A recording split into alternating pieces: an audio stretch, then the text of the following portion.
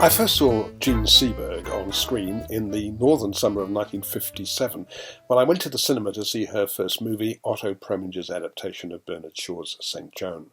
The movie had been panned by the critics, but I found the 17-year-old actress mesmerising in a difficult role.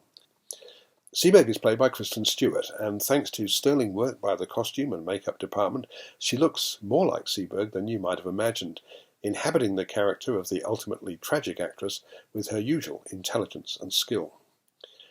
After Breathless, Seberg stayed on in France and made several films there.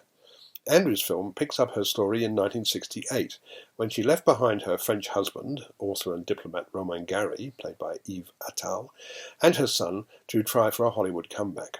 Who's that? Some actress, just grabbing some free publicity. She has a history of donations to civil rights groups. She's a sympathizer, sir. I think she could be useful. Seberg becomes a passionate supporter of civil rights and of the radical Black Panthers, which brings her to the attention of the FBI. The screenplay by Joe Shrapnel and Anna Waterhouse presents the bare bones of the tragic story that unfolded, but you're left wanting more.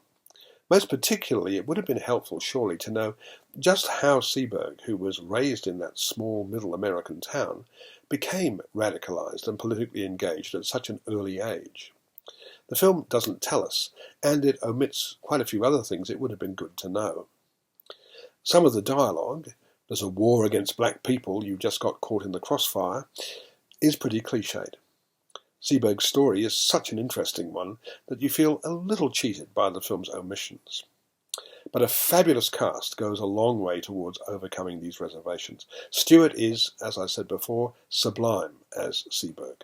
Margaret Qualley, who plays Solomon's wife, was recently seen as the young Manson follower in Once Upon a Time in Hollywood, and she brings depth to the underwritten role of Lynette.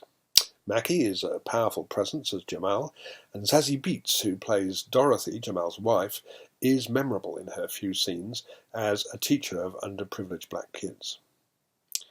Jean Seberg died tragically young at the age of 40.